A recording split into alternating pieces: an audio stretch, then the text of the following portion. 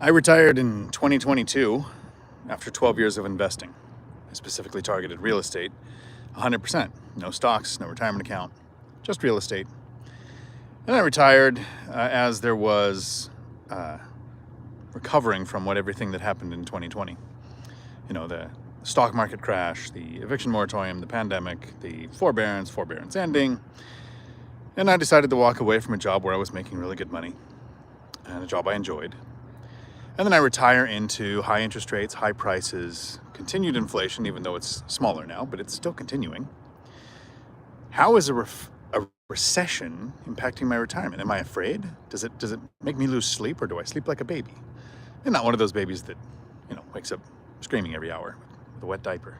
I have a few years till that starts happening again, I'm sure. And no. For those people who want the information in the first minute of a video, a recession doesn't make me lose sleep. I'm not afraid. A recession is actually going to make me more stable and wealthier. And it's called the trade down. And we can reference this in a lot of things. An example would be, there are businesses that perform better during a recession. Things like grocery stores. People tend to eat more at home during a recession than they go out. So, not a bad time to own a grocery store. Not a bad time to own stocks that own grocery stores. But there's the trade down effect in grocery stores as well, right? You might have a different idea of the hierarchy of grocery stores, but you have, in my opinion, the more expensive grocery stores have a membership. I believe the Costco's and the Buy Marts and Shop Smart, S Smart stores are going to suffer a little.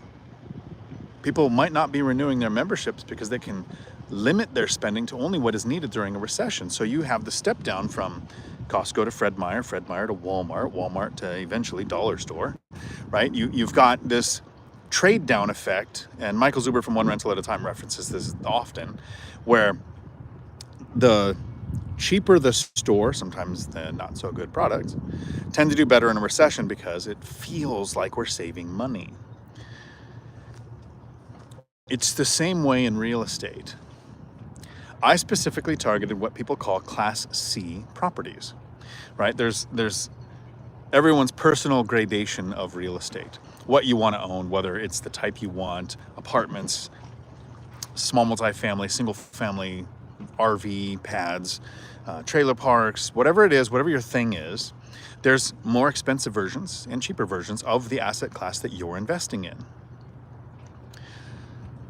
So I invest in small multifamily. I could find Class A. It would cost more. It would take fewer properties to have higher cash flow because they're more expensive to buy. And if I'm going for yield, the more I invest in a property, the higher my cash flow would be. But Class A is generally, more expensive, nicer area, gated community, maybe has a doorman.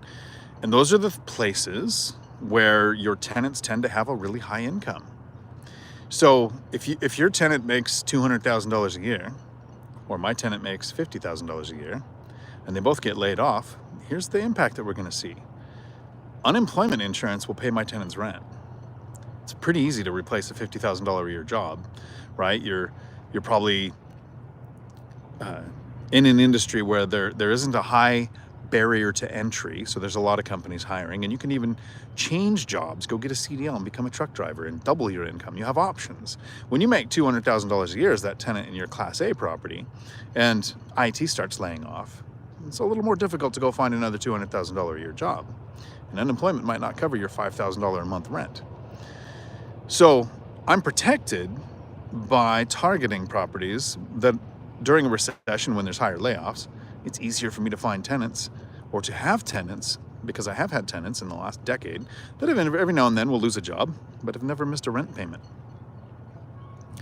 So then there's the Class B properties, right? Your nice school districts, your bigger houses, your single family, maybe not gated communities, but higher rents, same thing.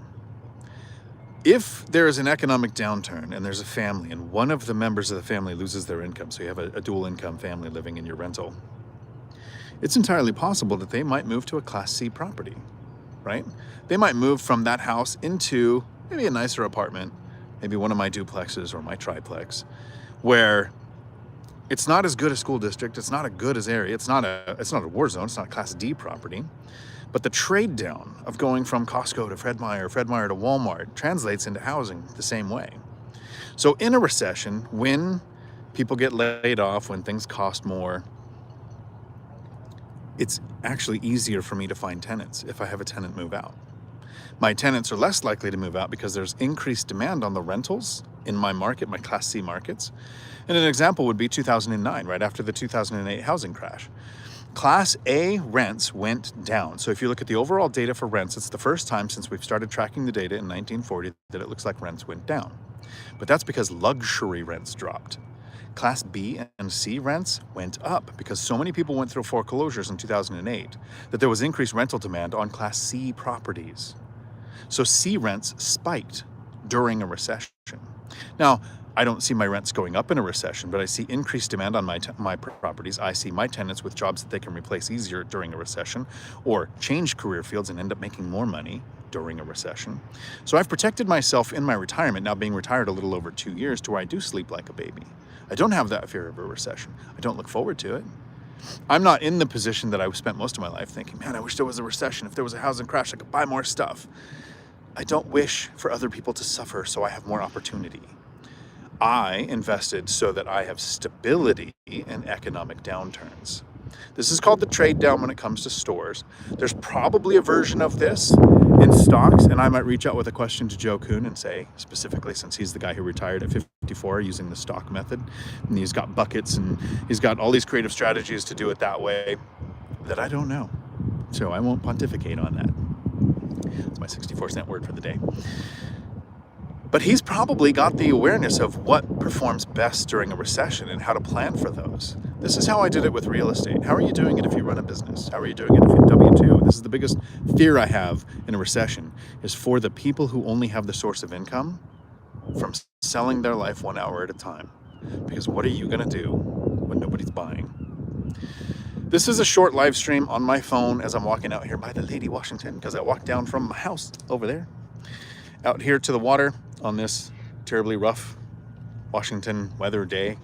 This is beautiful sunshine, by the way, for us, which is good because the sun singes me. If you want your questions answered during a live stream, every Tuesday at 4 p.m. Pacific, I do a live stream where I answer all of the questions. I don't have all of the answers, but I do have some answers and some ideas that might make your investing journey easier or give you a better chance of success. Are you planning for a recession? Because while I don't want one, I have confidence in my ability to be okay if there is one. That's the ferry I take to Seattle when I have one of those crazy moments where I'm like, let me get around all the weird people. It's not that there's weird people in Seattle, it's that there's a more likelihood of more weird people the more people that are around you, and there's more people there. I hope you have a week or weekend or whatever it's going to be for you full of amazing.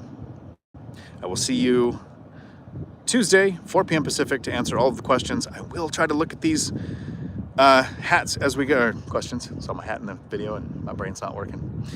But today's Thursday. Remember, Lumberjack Landlord goes live 6 p.m. Pacific, 9 p.m. Eastern. I will see you there. I will be in the comments learning because that man is way smarter than me. Ciao.